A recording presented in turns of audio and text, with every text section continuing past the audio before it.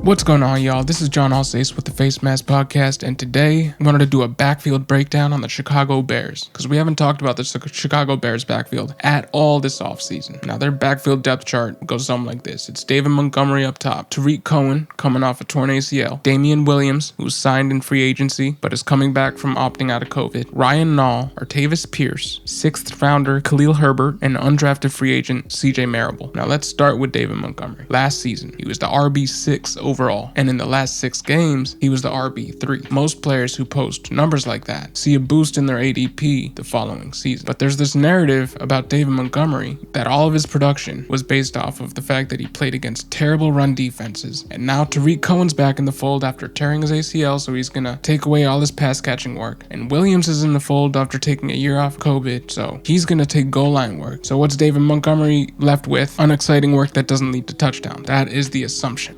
Now, in the first 9 games of last season, David Montgomery was the RB18. So he was a rock solid RB2. And there's absolutely nothing wrong with that. There's absolutely nothing wrong with having a rock solid RB2 floor. I would say that that's something you would want to invest in. Now, pair that with having a top 6, top 3 running back ceiling. I don't know why we're not talking about David Montgomery more in the fantasy rankings tier of a Nick Chubb, just when you're looking at the picture that I just painted for you right there. Floor of RB18, ceiling of RB6, RB3. That's Nick Chubb. Yes, David Montgomery is now getting a better quarterback in Justin Fields at some point very soon. Daz Newsome, rookie wide receiver who was expected to come in and contribute from day one, fractured his collarbone, unfortunately, and is out until at least week 1, and we all know they hate Anthony Miller, so it's literally Allen Robinson and Darnell Mooney, and then nobody else to catch passes with the exception of the ghost of Tariq Cohen, Cole Kmet, who should take a step forward, the ghost of Jimmy Graham, and David Montgomery again. Now let's get into Tariq Cohen, because I said the ghost of Tariq Cohen. He's coming off a torn ACL. Apparently when Cohen was on the field at OTAs over the past week, he wasn't practicing.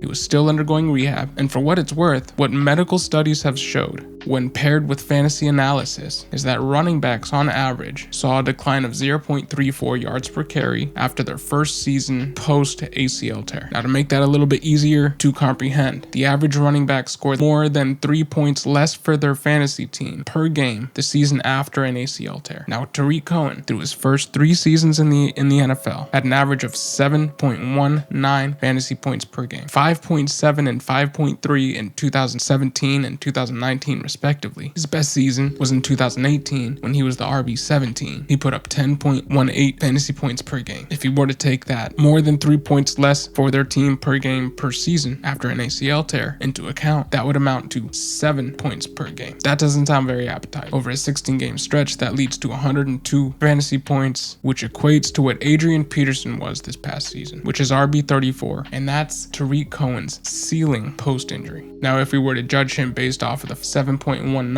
fantasy points average through the first 3 seasons, and not the 5.7 and the 5.3 fantasy points per game that we saw in 2017 and 2019, he would have ended up with 4 points per game. Not very hot, not what you want. Now, modern surgical and rehab methods make a return to 100% entirely possible. This data that I'm talking about was factored in over a 20-year stretch, and health and recovery science has obviously improved since then. But let us not forget, on the same team, the Bears had former Texans running back Lamar Miller on the roster last season after he suffered a torn ACL in the training camp of 2019, and he's yet to return to anything close to an NFL player. So for me, seeing as Tariq Cohen was an ancillary player at best that had a ceiling that, when you factor in the loss of points generated by an ACL tear based off of historical averages, not to get too mathematical, the numbers just project to something that I don't want to invest in fantasy. So now let's talk about the threat of Damian Williams, who's never had a season in which he wasn't a 3.9 yards per carry player at best in the 4 years before playing a starting role for all of 4 regular season games out of pure necessity in 2018, and got 5 spot starts in 2019 that eventually led to a magical Super Bowl in which he played a prominent role with the guy in Mahomes who might go down as the best quarterback of all time and is currently at least the most electrifying and game-changing player in the NFL at his position. Williams is just a guy when he's not playing with Mahomes. Look at his stats. When he's not playing in an Andy Reid offense, he's a subpar NFL player. In 4 seasons with other teams, he never had more than a 3.9 yards per carry average. Goes to KC, boosts his yards per carry average on 50 carries in 2018 to 4.5, and on 111 carries in 2019 to 4.5 as well. But then he spends a year off the field. Pardon me for not being worried about Damian Williams and Tariq Cohen in 2021 from eating into David Montgomery's role after he finished RB6 on the year last season and has shown to have a floor of RB18. I think David Montgomery is somebody that you should be investing in, especially given the fact that Justin Fields should be starting for this team sooner than later, and this offense does not have a ton of mouths to feed. So in redraft, at where David Montgomery is going, definitely investing. If you want to wait on RB